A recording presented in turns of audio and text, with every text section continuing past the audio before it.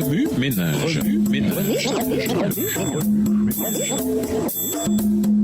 Bienvenue dans votre émission Remue ménage. Nous voilà mardi 23 février. Pourquoi moi? Lisons Jean 14, verset 6. Jean 14, verset 6, Jésus lui dit « Je suis le chemin, la vérité et la vie. Nul ne vient au Père que par moi. » On pose souvent la question suivante. Pourquoi Dieu permet-il que de mauvaises choses arrivent aux braves gens? Le livre des Actes rapporte de nombreux cas où les croyants impliqués auraient très bien pu demander « Pourquoi cela m'arrive-t-il à moi ?» Leur vie, en effet, fut souvent mise en péril. Prison, coups, naufrages, menaces de mort, parce qu'ils prêchaient l'Évangile.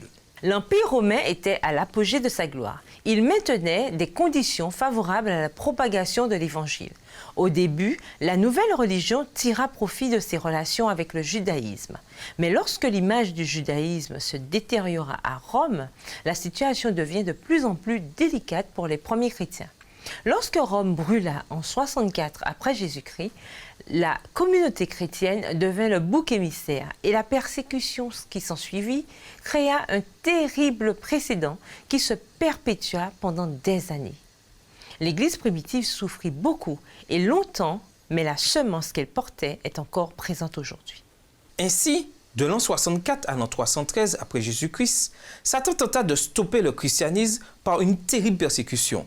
Au cours de cette longue période, on utilisait le corps des chrétiens comme torche.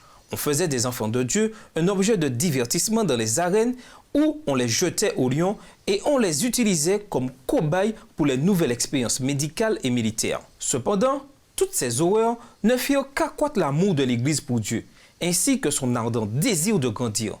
Les enfants de Dieu qui endurèrent cette période de persécution avaient la même foi que Paul et Silas. Ils ne cessèrent de louer Dieu même dans le feu du brasier.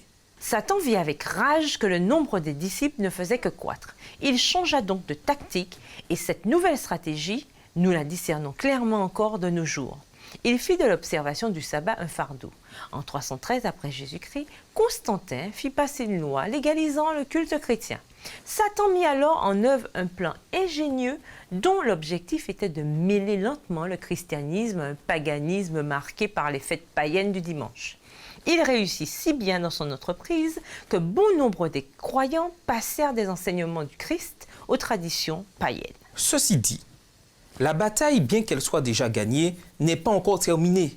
En tant que membres de l'Église du reste de Dieu, prenons courage en nous rappelant que Dieu est amour et qu'il a fait en sorte que tous puissent chercher et trouver le salut en son Fils Jésus-Christ. Jean 14, verset 6. Remue ménage, à l'époque de la persécution, quel autre événement furent une preuve de l'existence du grand conflit? Aujourd'hui, quelle similitude trouve-t-on entre les persécutions d'alors et celles des chrétiens d'aujourd'hui? Au revoir. Et à demain si Dieu veut. Remue ménage.